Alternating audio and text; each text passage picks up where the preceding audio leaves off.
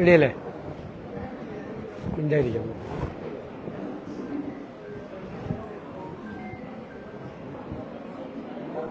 ഞങ്ങളുടെ ടീം UDFന്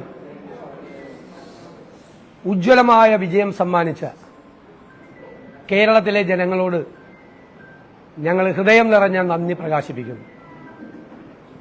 ഈ വിജയം സാധ്യമാക്കി തീർത്ത UDF നേതാക്കൾക്കും 10,000-കണക്കിന് വരുന്ന UDF പ്രവർത്തകർക്കും ഞങ്ങൾ ഈ വിജയം സമർപ്പിക്കുന്നു. കേരളത്തിലുടനീളം ശക്തമായ പ്രചരണം നടത്തിയ പ്രിയങ്കരനായ ശ്രീ രാഹുൽ ഗാന്ധിക്കും കോൺഗ്രസ് പ്രസിഡന്റ് ശ്രീ മല്ലികാർജുൻ ഖാർഗെയ്ക്കും ശ്രീമതി പ്രിയങ്ക ഗാന്ധിക്കും മറ്റ് AICC നേതാക്കൾക്കും ഞാൻ പ്രത്യേകമായ നന്ദി പറയുന്നു. പ്രതിപക്ഷ നേതൃസ്ഥാനം ഏറ്റെടുത്തപ്പോൾ ശ്രീമതി സോണിയാഗാന്ധിക്കും ശ്രീ രാഹുൽ ഗാന്ധിക്കും ഒരു വാക്ക് നൽകിയിരുന്നു. കേരളത്തിലെ UDFനെ തിളക്കമാർന്ന വിജയത്തോടുകൂടി തിരിച്ചു കൊണ്ടുവരുമെന്ന്. ആ വാക്ക് പാലിക്കാൻ കഴിഞ്ഞതിന്റെ നിറഞ്ഞ ചാരിതാർത്ഥ്യത്തോടു കൂടിയാണ് ഞാൻ നിങ്ങളെ കാണുന്നത്. കേരളത്തിലെ ജനങ്ങൾ ഒരുപാട് പ്രതീക്ഷയോടുകൂടിയാണ് ഇത്രയും വലിയ ഉജ്ജ്വലമായ വിജയം ടീം UDFന് സമ്മാനിച്ചത്. അക്ഷരാർത്ഥത്തിൽ ടീം UDF ഒരു കുടുംബമായി, ടീം UDF ഫാമിലിയായി ഒരുമിച്ച് നിന്ന് പ്രവർത്തിച്ചു, നേതാക്കളും പ്രവർത്തകരും എല്ലാവരും. ഇന്ത്യയിലെ മുന്നണി രാഷ്ട്രീയത്തിനുള്ള ഒരു മാതൃകയാണ് കേരളത്തിലെ ടീം UDF എന്ന് ഞാൻ അഭിമാനത്തോടെ പറയാൻ ആഗ്രഹിക്കുന്നു. ഇത് കേരളത്തിന്റെ ഒരു പ്രഖ്യാപനം കൂടിയാണ് നമ്മുടെ രാജ്യത്തോട്. നമ്മുടെ കേരളം മതേതര കേരളമാണ് എന്ന് രാജ്യത്തോട് മലയാളികൾ നടത്തിയ പ്രഖ്യാപനം കൂടിയാണ് ഈ തെരഞ്ഞെടുപ്പ്. ഒരു വർഗീയവാദത്തിന്റെയും മുന്നിൽ കീഴടങ്ങാതെ എല്ലാ വർഗീയവാദത്തിനുമെതിരായ ശക്തമായ സെക്യുലർ നിലപാടെടുത്തതിന്റെ അംഗീകാരം കൂടിയാണ് തന്നിരിക്കുന്നത്. എനിക്കറിയാം ഈ തെരഞ്ഞെടുപ്പിൽ സ്ത്രീകളും ചെറുപ്പക്കാരും UDFനെ വലിയ രീതിയിൽ സഹായിച്ചിട്ടുണ്ട്. അവരുടെ പ്രതീക്ഷയാണ്, ചെറുപ്പക്കാരുടെ പ്രതീക്ഷയാണ് ഇനി UDF. ഞങ്ങൾ പുതുയുഗ യാത്രയിൽ ജനങ്ങൾക്ക് കൊടുത്തൊരു വാക്കുണ്ട്. ഒരു പുതുയുഗം കേരളത്തിൽ ഉണ്ടാകും. കേരളത്തിൽ ഇനി മാറ്റങ്ങൾ ഉണ്ടാകും. ജനങ്ങളുടെ പ്രതീക്ഷയ്ക്കത്തുള്ള ഒരു ഭരണമുണ്ടാകും കേരളത്തിൽ. നമ്മുടെ സംസ്ഥാനത്തിന്റെ, ഈ രാജ്യത്തെ ഒന്നാം സ്ഥാനത്ത് നമ്മുടെ സംസ്ഥാനത്തെ എത്തിക്കാൻ വേണ്ടിയിട്ടുള്ള പദ്ധതികളും പരിപാടികളുമായി UDF മുന്നോട്ട് പോകും. ഒരുമിച്ച് മുന്നോട്ട് പോകും. ജനങ്ങൾ നൽകിയ ഈ വലിയ അംഗീകാരം അത് മറക്കാൻ ഒരിക്കലും കഴിയില്ല. അത് അവരുടെ പ്രതീക്ഷയും അവരുടെ സ്വപ്നവുമാണ്. അതിനെ ഞങ്ങൾ യാഥാർത്ഥ്യമാക്കും. ഞാൻ കരുതുന്നു കേരളത്തിൽ എല്ലാ മതവിഭാഗങ്ങളും ജാതിമത ചിന്തകളില്ലാതെ UDFനെ സഹായിച്ചു. കേരളത്തിലെ എല്ലാ പ്രദേശങ്ങളിൽ നിന്നും, നമ്മൾ മലബാറെന്നും കൊച്ചിയെന്നും തിരുവിതാംകൂറെന്നും ഒക്കെ ഇപ്പോഴും വേർതിരിച്ച് സാധാരണ പറയാറുള്ള ഈ കേരളത്തിലെ എല്ലാ പ്രദേശത്തും വലിയ വിജയമാണ് ഉണ്ടായത്. ജാതി മതത്തിന് അപ്പുറത്തായി, സ്ഥലങ്ങളുടെ പ്രത്യേകതയ്ക്ക് അപ്പുറമായി ഉള്ള വലിയ വിജയം, കേരളത്തിലെ എല്ലാ ജനങ്ങളും നൽകിയ വലിയ വിജയമാണ് UDFനുണ്ടായിരിക്കുന്നത്. തികഞ്ഞ ഉത്തരവാദിത്ത ബോധത്തോടുകൂടി ആ ജനങ്ങളുടെ പ്രതീക്ഷകൾ നിറവേറ്റാനുള്ള ശ്രമം UDFന്റെ ഭാഗത്തു നിന്നുണ്ടാകും. ഞാൻ കരുതുന്നത്, നേരത്തെ പറഞ്ഞതുപോലെ വർഷങ്ങളായി CPMന് വോട്ട് ചെയ്യുന്നവർ, ഇടതുപക്ഷ സഹയാത്രികരായിട്ടുള്ള ആളുകൾ എല്ലാവരും ഞങ്ങളെ സഹായിച്ചിട്ടുണ്ട്. ഞാൻ അവരോടെല്ലാം നന്ദി പറയുന്നു. കാരണം ഈ തെരഞ്ഞെടുപ്പിൽ LDF പരാജയപ്പെടണമെന്നും UDF വിജയിക്കണമെന്നും ആഗ്രഹിച്ചവർ UDF കുടുംബത്തിലല്ലാത്ത പുറത്തു നിന്നുള്ള ആളുകൾ ഉണ്ട് എന്നത് യാഥാർത്ഥ്യമാണ്. അതുകൊണ്ടാണ് CPM കോട്ടകൾ വരെ പൊളിച്ചടുക്കാൻ കഴിഞ്ഞ ഈ വിജയം ജനങ്ങൾ സമ്മാനിച്ചത്. CPMന്റെ ഏറ്റവും വലിയ കോട്ടകൾ വരെ ഇളകി വീണ ഒരു തെരഞ്ഞെടുപ്പാണ്. കഴിഞ്ഞ 10 വർഷക്കാലത്തെ ദുർഭരണത്തിന് അന്ത്യം കുറിച്ച് ഒരു പുതുയുഗത്തിന് തുടക്കമിടാൻ വേണ്ടിയിട്ടുള്ള കേരളത്തിന്റെ ഈ തീരുമാനം, ആ തീരുമാനമാണ് സുപ്രധാനമായൊരു രാഷ്ട്രീയ തീരുമാനം. രാജ്യം മുഴുവൻ ഉറ്റുനോക്കിയ ഈ തെരഞ്ഞെടുപ്പിൽ ഇത്ര വലിയ വിജയം ഉണ്ടാകാൻ കഴിഞ്ഞതിലുള്ള അഭിമാനം ഞങ്ങളുടെ UDFനുണ്ട് എന്ന് ഞാൻ പ്രത്യേകം പരാമർശിക്കും.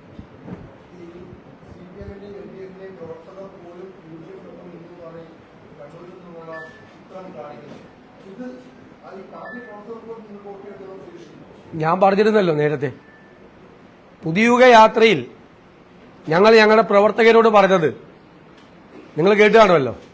ഉത്തമരായ കമ്മ്യൂണിസ്റ്റുകാരെ കാണുമ്പോൾ ചിരിച്ചോളാൻ പറഞ്ഞു, ഇടതുപക്ഷ സഹയാത്രികരെ കാണുമ്പോൾ ചേർത്ത് പിടിച്ചോളാൻ പറഞ്ഞു. അപ്പൊ എല്ലാവരും ഇങ്ങനെ നോക്കിയിരുന്നപ്പോൾ പറഞ്ഞു അവര് നമുക്കാ വോട്ട് ചെയ്യാൻ പോണെന്ന്. Good communist. ഉത്തമ കമ്മ്യൂണിസ്റ്റ്, അതാണ് ഉത്തമ കമ്മ്യൂണിസ്റ്റുകാർ. പിന്നെ ഇടതുപക്ഷ സഹയാത്രികരായി 3-4 പതിറ്റാണ്ടുകളായി കേരളത്തിൽ സഞ്ചരിച്ചവർ.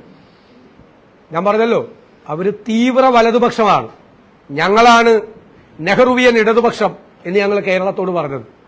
ഞങ്ങൾ പറഞ്ഞത് ആ വാക്കുകളെല്ലാം ജനങ്ങൾ അംഗീകരിച്ചു. ഞങ്ങളുടെ വാക്കുകൾക്ക് വിശ്വാസ്യതയുണ്ടായി. ഞങ്ങളുടെ വാക്കുകളെ വിശ്വസിച്ചതിനുള്ള നന്ദി കൂടിയാണ് ഞാനിവിടെ പ്രകാശിപ്പിക്കുന്നത്. എല്ലാ വാക്കുകളും അവർ ഹൃദയത്തിലേക്ക് ഏറ്റെടുത്തു.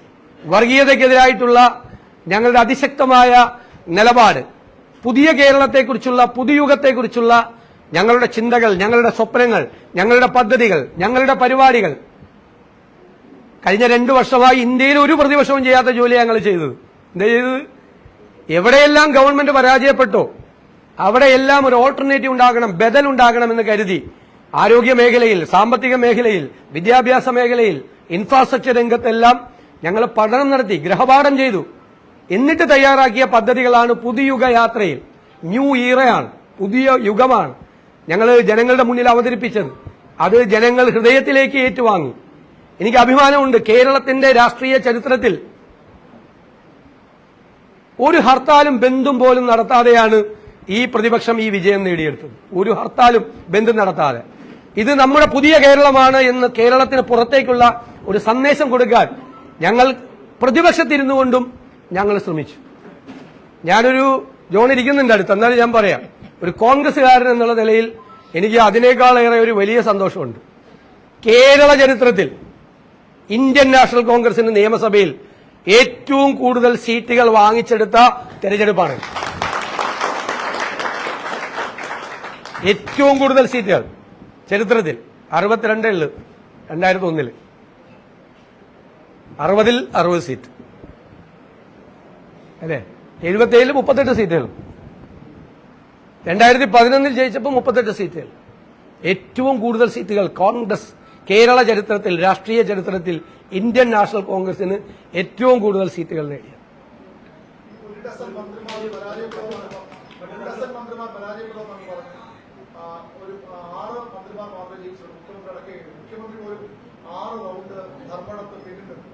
അതിൽ മാത്രമേ എന്റെ ചെറിയ കണക്ക് തെറ്റിയുള്ളൂ. 1 ഡസൻ മന്ത്രിമാർ തോക്കുമെന്നിട്ട് അതിൽ കൂടുതൽ മന്ത്രിമാർ തോറ്റു. ചെറുതായിട്ട് എന്റെ കണക്ക് തെറ്റി. ഞാൻ 100-ലധികം സീറ്റ് എന്ന് പറഞ്ഞപ്പോ എന്നെ ഒരുപാട് പേര് പരിഹസിക്കുകയും അധിക്ഷേപിക്കുകയും ആക്ഷേപിക്കുകയൊക്കെ ചെയ്തിട്ടുണ്ട്. പക്ഷെ നമ്മളൊരു കണക്ക് പറഞ്ഞത് ഞങ്ങൾ നടത്തിയ പ്രവർത്തനങ്ങൾ, നിങ്ങൾ കണ്ട പ്രവർത്തനങ്ങൾ, അത് കൂടാതെ ഞങ്ങൾ വളരെ നിശബ്ദമായി നടത്തിയ ഒരു പ്രവർത്തനങ്ങളുണ്ടായി. 2001 ഞങ്ങൾ ഈ ചുമതല ഏറ്റെടുത്തപ്പോൾ ഞങ്ങൾ പൊളിറ്റിക്കൽ അനാലിസിസ് നടത്തി. 2001 കിട്ടിയ ഉജ്ജ്വലമായ വിജയം പിന്നെ 2004 പോലില്ല. 2011 ജയിച്ചെങ്കിലും 72 സീറ്റോടുകൂടിയാണ് ജയിച്ചത്. UDFന്റെ ഭാഗത്തുണ്ടായിരുന്ന ഒരുപാട് ശക്തികൾ, ഒരുപാട് ഗ്രൂപ്പുകൾ, സോഷ്യൽ ഗ്രൂപ്പുകൾ UDFനെ വിട്ടുപോയി. ഞങ്ങൾ വളരെ നിശബ്ദമായി നടത്തിയ പ്രവർത്തനത്തിലൂടെ അവരെ എല്ലാവരെയും ഞങ്ങൾ തിരിച്ചു കൊണ്ടുവന്നു. കുറച്ചുപേരും കൂടി ഉണ്ട്, മുഴുവനായില്ല, ഒരു 90% ആയില്ല. ഞാൻ 100 ടാർഗറ്റ് ചെയ്തിട്ട് 90 ആയില്ല, കുറച്ചുപേരും കൂടി ഉണ്ട്. അവരുകൂടി UDFിലേക്ക് വരും. പുതിയ തലമുറ UDFന്റെ കൂടെ നിൽക്കും. ഇനി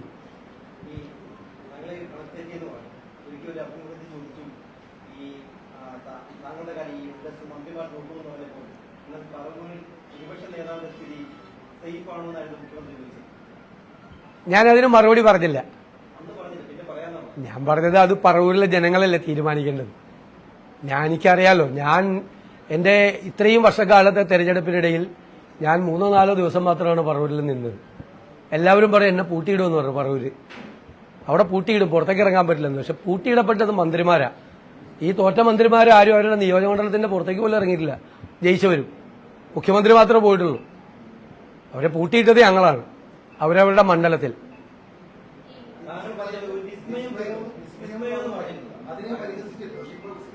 എന്തുമാത്രം വിസ്മയങ്ങൾ ഉണ്ടായി തെരഞ്ഞെടുപ്പിന് മുമ്പ്. ഞങ്ങൾ തന്നെ അവസാനിപ്പിച്ചാണ്, ഞങ്ങളെ കൊണ്ട് പറ്റുന്നില്ലായിരുന്നു. ഒരു സ്റ്റേജ് എത്തിയപ്പോ ഞങ്ങൾ ആലോചിച്ചിട്ട് പറഞ്ഞു ഇനി വേണ്ടാന്ന് പറഞ്ഞു. ഇപ്പൊ അമ്പലപ്പുഴയിൽ ഒരു വിസ്മയം ഉണ്ടായില്ലേ, തളിപ്പറമ്പിലും പയ്യന്നൂരിലും വിസ്മയം നടന്നില്ലേ? തളിപ്പറമ്പിലും പയ്യന്നൂരും ഒക്കെ നിങ്ങളോടൊരു 3 മാസം മുമ്പ് പറഞ്ഞാൽ നിങ്ങൾ കളിയാക്കില്ലായിരുന്നു. ഞങ്ങൾ പറഞ്ഞില്ല, ഞങ്ങൾക്ക് ഒരു വർഷമായിട്ട് അറിയാം. ഞാൻ എന്ന് മുതലാണ് വിസ്മയം എന്ന് പറഞ്ഞത് അന്ന് മുതൽ ഞങ്ങൾക്കറിയാം അവിടെ നടക്കുന്ന കാര്യങ്ങളെക്കുറിച്ചെല്ലാം. കണ്ണൂരിലെ ജനത എങ്ങനെയാണ് പ്രതികരിച്ചത് കേരളത്തിലുടനീളം അതുകൊണ്ട് കണ്ണൂരിൽ അത് എവിഡന്റായി അല്ലേ?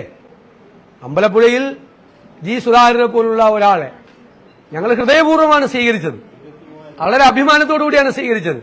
എത്ര വലിയ വിജയമാണ് അദ്ദേഹം നേടിയത്. അല്ല, അത് അവരുടെ തീരുമാനമാണ്. നമ്മൾ പറയില്ല, അവരൊരു മുന്നണിയിൽ നിൽക്കുമ്പോൾ ഞങ്ങൾ അവരെക്കുറിച്ച് ഒരിക്കലും പറഞ്ഞിട്ടില്ല അവരിങ്ങോട്ട് വരാൻ പോവാണെന്ന്. ഞങ്ങൾ രാഷ്ട്രീയ മര്യാദകൾ കാണിച്ചിട്ടുണ്ട് ഇല്ലേ? അവരപ്പുറത്തൊരു മുന്നണിയിൽ നിൽക്കുമ്പോൾ അവരുടെ വിശ്വാസ്യതയെ തടസ്സപ്പെടുത്തൊന്നും നിന്നിട്ടില്ല. അത് അവരുടെ തീരുമാനമാണ് UDF-ലേക്ക് വരണോ വേണ്ടതെന്ന്. ഞങ്ങളുടെ വാതിൽ തുറന്നാണ് വെച്ചിരുന്നത്, പക്ഷെ അവർ വന്നില്ല. അത് അവരുടെ രാഷ്ട്രീയ തീരുമാനം. അല്ല, അതല്ല, അതൊക്കെ പിന്നീട് UDF ഒക്കെ ചർച്ച ചെയ്യേണ്ട കാര്യങ്ങളല്ലേ. ഇപ്പൊ അതൊന്നും ഒരു പ്രയോറിറ്റികളിൽ ഇല്ലല്ലോ, മുൻഗണനയിൽ അതൊന്നും ഇല്ല. മാത്രമല്ല, ഞങ്ങളുടെ കൂടെ നിൽക്കുന്ന കേരള കോൺഗ്രസ് 8-7 സീറ്റും ജയിച്ചു ഇല്ലേ? അനൂപ് ജേക്കബ് ജയിച്ചത് 45,000 വോട്ടിനാണ്. കേരള കോൺഗ്രസ് ജേക്കബ് ഗ്രൂപ്പിലെ അനൂപ് ജേക്കബ് ജയിച്ചു അല്ലേ? അപ്പൊ ഞങ്ങൾ ഘടകകക്ഷിയല്ലേ. ലീഗ് എത്ര സീറ്റാണ് ജയിച്ചത്? ഞങ്ങൾ ഘടകകക്ഷികളൊക്കെ ചേർത്ത് പിടിച്ചു. ഘടകകക്ഷി എന്നൊന്നും ഇനി പറയാൻ ആരും സമ്മതിക്കില്ല. ഞാൻ തന്നെ ഇപ്പൊ ഏതെങ്കിലും യോഗത്തിൽ പോയി UDF എന്ന് പറഞ്ഞപ്പോൾ ചൂടാവുകയാണ്. സാർ ടീം UDF എന്ന് പറയാനാ പറഞ്ഞു. ഞാൻ ടീം UDF എന്ന് പറഞ്ഞത് നിലമ്പൂർ ഇലക്ഷന് ശേഷമാണ്. ബോധ്യത്തിന്റെ അടിസ്ഥാനത്തിലാണ് ഓരോ വാക്കും. ടീം UDF എന്ന് പറഞ്ഞിട്ടുള്ളത്, 100-ലധികം സീറ്റ് എന്ന് പറഞ്ഞിട്ടുള്ളത്, സെക്യുലർ സ്റ്റാൻഡ് എടുത്തിട്ടുള്ളത്, വിസ്മയങ്ങൾ ഉണ്ടാകും എന്ന് പറഞ്ഞതെല്ലാം ബോധ്യത്തിന്റെ അടിസ്ഥാനത്തില്ല. വേണ്ടാത്തൊരു വാക്കും പറഞ്ഞിട്ടില്ല. പക്ഷെ ഒരുപാട് പരിഹസിക്കപ്പെട്ടു. സാരമില്ല, അത് രാഷ്ട്രീയ രംഗത്ത് നിൽക്കുന്ന എല്ലാവർക്കും അതൊക്കെ ഉണ്ടാവും. എനിക്കതിൽ സങ്കടമൊന്നുമില്ല.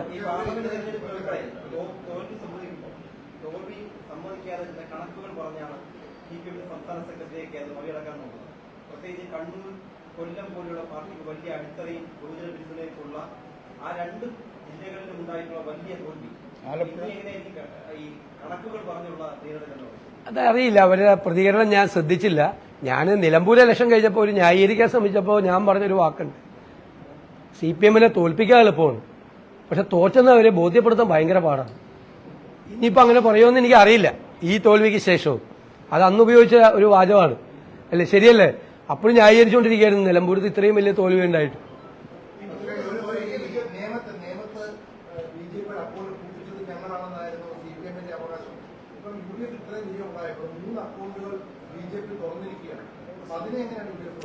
അല്ല, അതിപ്പോ BJP ജയിച്ചു, അവരൊരു രാഷ്ട്രീയ പാർട്ടിയല്ലേ. അവര് പറഞ്ഞാൽ അതൊന്നും അല്ലല്ലോ. അവരിവിടെ കേരളത്തിൽ അധികാരത്തിൽ വരുമെന്നല്ലേ പറഞ്ഞത്. അവർക്ക് നേരത്തെ ഒരു സീറ്റ് ഉണ്ടായിരുന്നു, 1-ലധികം സീറ്റ് കിട്ടി. ഞാൻ പറഞ്ഞല്ലോ, ഇവര് തമ്മിൽ ഒരു ഡീൽ ഉണ്ടായിരുന്നു. അല്ല, ഇവര് തമ്മിലൊരു ഡീൽ ഉണ്ടായിരുന്നു. പക്ഷെ ആ ഡീല് അവരുടെ താഴെയുള്ള അണികൾ പൊളിച്ചു കൊടുത്തു. ആ ഡീല് ഞങ്ങൾ പുറത്തു പറഞ്ഞത് ഞങ്ങൾ ബുദ്ധിപൂർവ്വം പറഞ്ഞാണ്. തെരഞ്ഞെടുപ്പ് കാലത്ത് ഞങ്ങൾ അജണ്ടയാക്കിയല്ലോ അത്. CPM BJP ഡീല് ഞങ്ങൾ അജണ്ടയാക്കിയത് വെറുതെ അല്ല, അത് മുകളിലെ നേതാക്കന്മാർ തമ്മിലുള്ള ഡീലാണ്. താഴെയുള്ള അവരുടെ അണികള് അത് പ്രാവർത്തികമാക്കാൻ സമ്മതിക്കരുതെന്ന് വിചാരിച്ചാണ് ഞങ്ങളത് ഡീലാക്കിയത്. ഞങ്ങളത് അജണ്ടയിൽ, തെരഞ്ഞെടുപ്പ് അജണ്ടയിലേക്ക് കൊണ്ടുവന്നത്.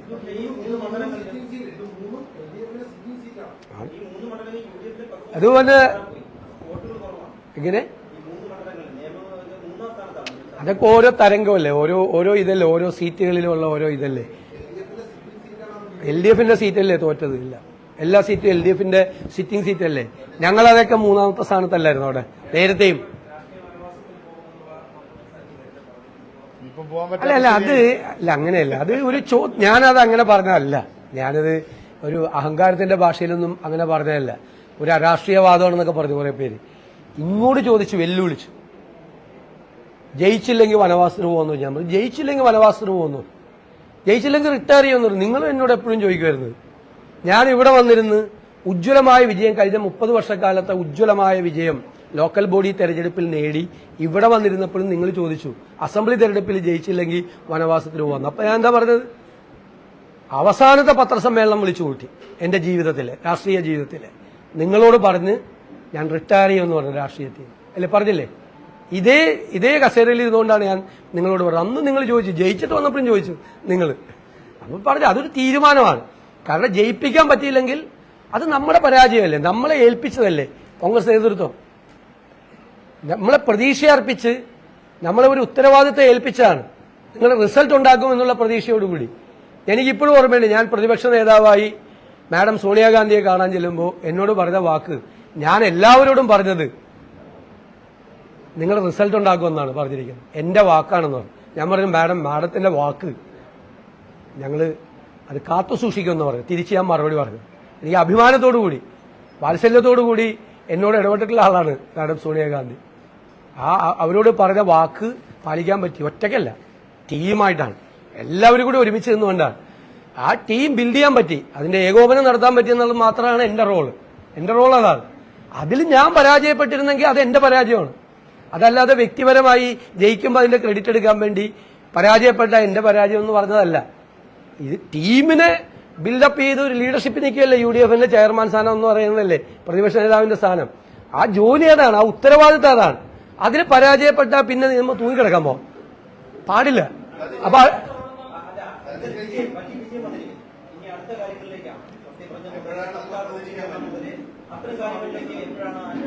അല്ല, അത് UDFന്റെ ചർച്ചകൾ തുടങ്ങും, വളരെ പെട്ടെന്ന് തന്നെ തുടങ്ങും UDFന്റെ ചർച്ചകൾ.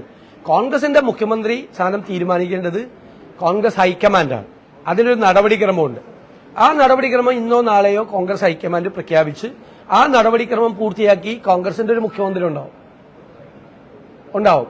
ബാക്കി ഘടകകക്ഷികളുമായിട്ട് ആലോചിച്ച് ഇപ്പൊ സീറ്റ് വിഭജനം നടത്തിയപ്പോൾ നിങ്ങൾക്ക് ആർക്കും ഒരു വാർത്ത പോലും കിട്ടിയില്ല, ഒരു അപസ്വരം ഉണ്ടായില്ല. ചരിത്രത്തിൽ ആദ്യമായി 140 സീറ്റുകളുടെ വിഭജനം UDF നടത്തിയപ്പോൾ ഒരു അപസ്വരം പോലും ഉണ്ടായില്ല. ഞങ്ങൾക്ക് 3 സീറ്റ് കൂടുതൽ തന്നു ഘടകകക്ഷികൾ, കോൺഗ്രസിന് 3 സീറ്റുകൾ കൂടുതൽ തന്നു ഘടകകക്ഷികൾ, അല്ലേ? തന്നിട്ട് ഒരു അപസ്വരം പോലും ഇല്ലാതെ ചെയ്തു. എല്ലാവരും വർക്ക് ചെയ്തു. ചില കോൺഗ്രസ് സ്ഥാനാർത്ഥികളിലേക്ക് ചില ഘടകകക്ഷികൾ അങ്ങ് ഏറ്റെടുത്തു. ഞങ്ങളുടെ പ്രവർത്തകരെക്കാൾ കൂടുതൽ ആവേശത്തിൽ അവർ വർക്ക് ചെയ്തു പല സ്ഥലത്തും. ഘടകകക്ഷികൾ മത്സരിച്ച സ്ഥലത്ത് കോൺഗ്രസ് പ്രവർത്തകരെ അവരെ ചുമലിലേറ്റിതേയിരിക്കുന്നു.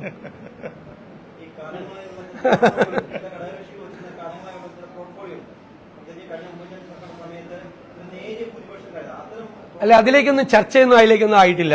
മാത്രമല്ല, അതൊന്നും ഒരു പൊതു ചർച്ചയ്ക്ക് വിധേയമാക്കേണ്ട കാര്യങ്ങളല്ല. UDF വളരെ ഭംഗിയായി അക്കാര്യങ്ങളെല്ലാം ചർച്ച ചെയ്ത് ഗംഭീരമായിട്ട് തീരുമാനിക്കും.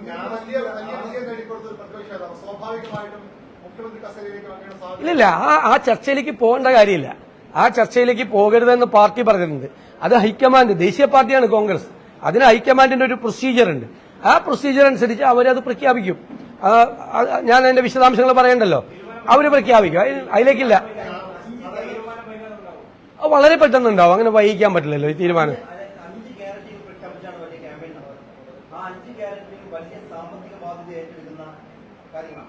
അപ്പോൾ സ്വാഭാവികമായി വളരെ പെട്ടെന്ന് സർക്കാർ രൂപീകരണം നടന്നു കഴിഞ്ഞാൽ വളരെ ക്യാബിനറ്റ് ആ തീരുമാനം ഉണ്ടാവുന്ന അങ്ങനെ തന്നെ പ്രാവശ്യം പറഞ്ഞു. അപ്പോൾ ആ സാമ്പത്തിക ബാധ്യത ഇപ്പൊ തന്നെ വലിയ സാമ്പത്തിക ബാധ്യതയിലാണ് കേരളം ഉള്ളതെന്ന് ഏറ്റവും കൂടുതൽ നിയമസഭ. അപ്പോൾ അങ്ങനെ കിട്ടിയ സർക്കാർ ആ ബാധ്യത എങ്ങനെ എക്സിക്യൂട്ട് ചെയ്തു? വൈകാതെ തീരുമാനം. നല്ല ചോദ്യമാണ്. അതിന് ഞാൻ മറുപടിയും പറഞ്ഞിട്ടുണ്ട് നേരത്തെ. പൂച്ച പെറ്റി കിടക്കുന്ന ഖജനാവാണ് ഞങ്ങളിലേക്ക് കൈമാറുന്നത് അവര്, ആണല്ലോ. ആ ഖജനാവിനെ ശക്തമായ സാമ്പത്തിക നടപടികളിലൂടെ, മികച്ച ഫിനാൻസ് മാനേജ്മെന്റിലൂടെ, ആസൂത്രണ മികവാർന്ന നികുതി ഭരണത്തിലൂടെ ഖജനാവിന്റെ ചോർച്ച അടച്ച് സമ്പദ് വ്യവസ്ഥയെ ഉത്തേജിപ്പിച്ച് പൂച്ച പെറ്റിയടക്കുന്ന ഖജനാവ് ഞങ്ങൾ നിറയ്ക്കും. സംശയമൊന്നും വേണ്ട, റിസൾട്ട് ഉണ്ടാകും. അല്ലല്ല, അതൊക്കെ ഇതിന്റെ കൂടെ നടന്നു പോകും, റിസൾട്ട് ഉണ്ടാവും.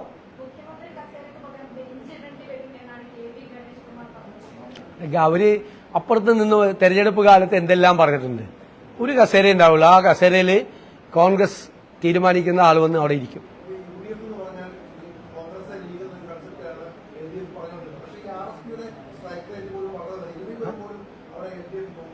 നമ്മൾ 8 സീറ്റിൽ 7 സീറ്റാണ് കേരള കോൺഗ്രസ് ജയിച്ചത്. 4 സീറ്റിൽ 3 സീറ്റാണ് RSP ജയിച്ചത്. ബാക്കി എല്ലാവരും ജയിച്ചില്ലേ?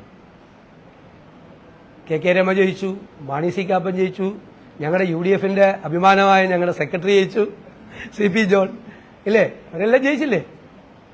DFന്റെ ചെറിയ പാർട്ടി വലിയ പാർട്ടി ഒന്നും ഇല്ലല്ലോ, എല്ലാവരും ജയിച്ചല്ലോ.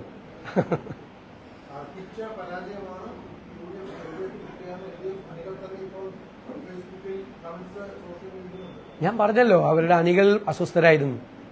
ഞങ്ങൾക്കത് നന്നായിട്ട് അറിയാമായിരുന്നു. അവരെക്കാൾ നന്നായിട്ട് ഞങ്ങൾക്ക് അറിയാമായിരുന്നു. അണികൾ മാത്രമല്ല, നേതാക്കൾ ഉൾപ്പെടെ. ഞാൻ നിങ്ങളോട് പറഞ്ഞപ്പോൾ നിങ്ങളാരും വിശ്വസിച്ചില്ലല്ലോ.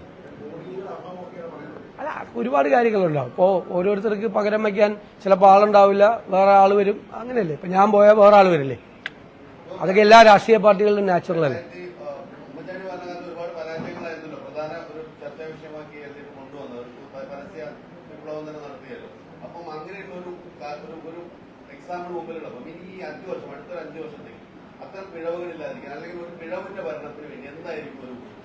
അത് തെറ്റായ പ്രചരണമാണല്ലോ അവരെ നടത്തിയ ഒരുപാട് കാര്യങ്ങൾ തെറ്റായ പ്രചരണമാണെന്ന് പിന്നീട് തെളിഞ്ഞു. ഇപ്പൊ തെറ്റായ പ്രചരണം UDF-നെതിരായി നടത്തിയാൽ അതിനെ പ്രതിരോധിക്കാനുള്ള ശക്തി കേരളത്തിലെ UDF-നുണ്ട്, ടീം UDF-നുണ്ട്. അതൊക്കെ ഞങ്ങൾ പ്രതിരോധിക്കും. ഞങ്ങൾക്ക് കൃത്യമായ ആശയങ്ങളുണ്ട്, പദ്ധതികളുണ്ട്, പരിപാടികളുണ്ട്. അത് സമയബന്ധിതമായി ഭംഗിയായി നടപ്പാക്കും. കേരളത്തിന്റെ ചരിത്രത്തിൽ ഇതുവരെ ഇല്ലാത്ത മോണിറ്ററിംഗ് സംവിധാനം ഉണ്ടാവും. കേരളത്തിൽ പെർഫോമൻസ് ഓഡിറ്റിംഗ് ഉണ്ടാവും. എന്താണ് പറഞ്ഞത്, എന്താണ് ചെയ്തത് എന്ന് അന്വേഷിക്കുന്ന ആളുണ്ടാവും, സംവിധാനം ഉണ്ടാവും. ഏറ്റവും മികച്ച ഗവേണൻസ്, ഗുഡ് ഗവേണൻസ്, മാനിഫെസ്റ്റോയിൽ പറഞ്ഞ കാര്യങ്ങൾ മോണിറ്റർ ചെയ്യും. ഞാൻ മാനിഫെസ്റ്റോ ഡിക്ലെയർ ചെയ്തുകൊണ്ട് പറഞ്ഞല്ലോ, വെറുതെ ഉപരിതല സ്പർശിയായ പ്രഖ്യാപനങ്ങളല്ല, അത് പഠിച്ച് തയ്യാറാക്കിയ ഡീറ്റെയിൽസാണ്. ഇടുക്കി ജില്ലയെക്കുറിച്ച് ഞങ്ങൾ പറഞ്ഞത് CPM പറഞ്ഞത് ചർച്ചയായി. ഞങ്ങളുടെ മാനിഫെസ്റ്റോയും CPM-ന്റെ മാനിഫെസ്റ്റോയും വെച്ചുകൊണ്ടാണ് നിരവധി സംഘടനകൾ പത്രസമ്മേളനം നടത്തിയത്, ഒരുപാട് കാര്യങ്ങൾ പറഞ്ഞത്. അത് അതിന്റെ നടപടിക്രമം ഉണ്ടല്ലോ. മുഖ്യമന്ത്രിയെ പ്രഖ്യാപിച്ചു കഴിഞ്ഞാൽ ഘടകകക്ഷികളുമായിട്ടുള്ള ചർച്ചകൾ നടത്തുന്ന ഒരു പ്രോസസ് ഉണ്ട്. അതനുസരിച്ച് അവർ തീരുമാനം എടുക്കും. അവരുടെ മന്ത്രിമാരെ, കോൺഗ്രസിന്റെ മന്ത്രിമാരെ കോൺഗ്രസ് പാർട്ടി തീരുമാനിക്കും.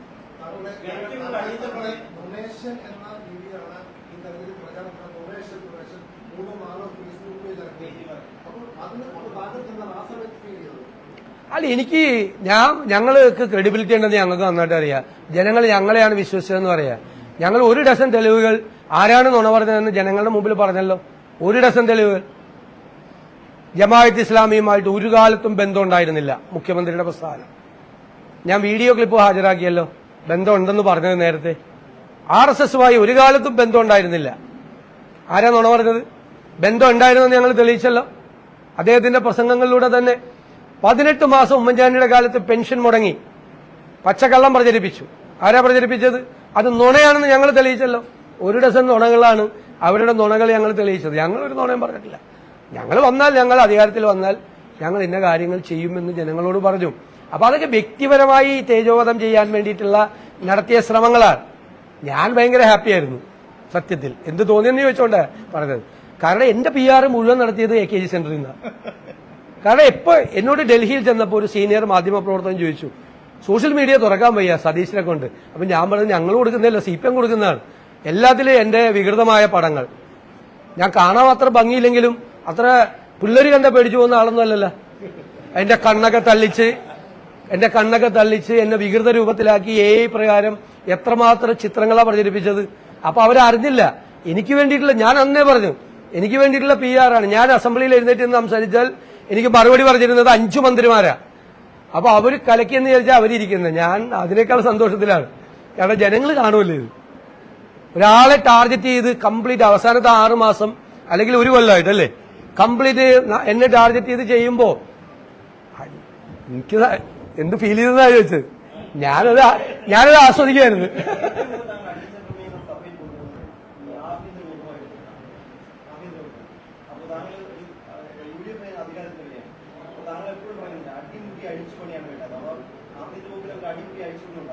ഒരുപാട് വകുപ്പുകളിൽ ഉണ്ടാവും.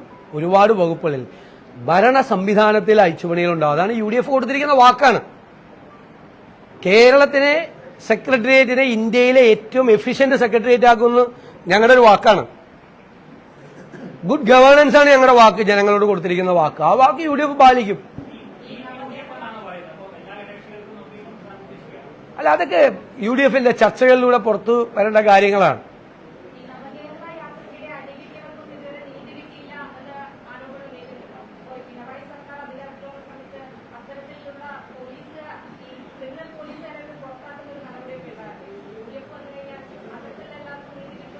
ഞങ്ങളൊന്നും മറക്കില്ല.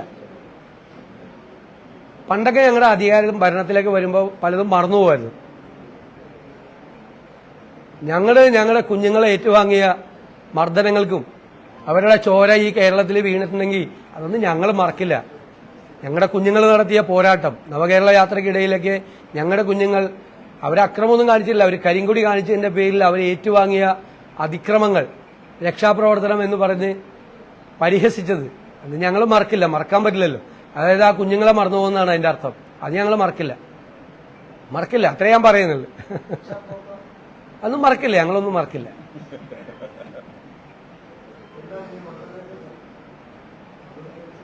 അത് പോണം. അത് വളരെ സന്തോഷം നിങ്ങളോട് എല്ലാവരോടും, കേരളത്തിലെ മാധ്യമങ്ങളോടും മാധ്യമ പ്രവർത്തകരോടും ഒക്കെ ഞാൻ പ്രത്യേകമായി നന്ദി പറയുന്നു. നിങ്ങൾ ഞങ്ങളെ നന്നായി വിമർശിച്ചിട്ടുണ്ട്. നന്നായി ഞങ്ങൾ പറഞ്ഞ കാര്യങ്ങൾ ജനങ്ങളിലേക്ക് എത്തിക്കാൻ നിങ്ങൾ ശ്രമിച്ചിട്ടുണ്ട്. രണ്ടും ചെയ്തിട്ടുണ്ട്. നന്നായി ദ്രോഹിച്ചവരുണ്ട്, അതൊന്നും കുഴപ്പമില്ല. അതൊക്കെ വിമർശനത്തിന് അതീതരല്ല. ഞാനൊന്നും പറഞ്ഞിട്ടുണ്ടല്ലോ. എന്നെ വ്യക്തിപരമായി വിമർശിച്ചപ്പോൾ ഞാൻ പറഞ്ഞിട്ടുണ്ട് വിമർശനത്തിന് അതീതരല്ല. മുഖ്യമന്ത്രിയല്ല, പ്രതിപക്ഷ നേതാവുമല്ല. ഇനിയും നിങ്ങൾ വിമർശിക്കണം, ഒന്ന് അന്വേഷിക്കണം എന്താണെന്ന്, എന്നിട്ട് വേണം വിമർശിക്കാൻ.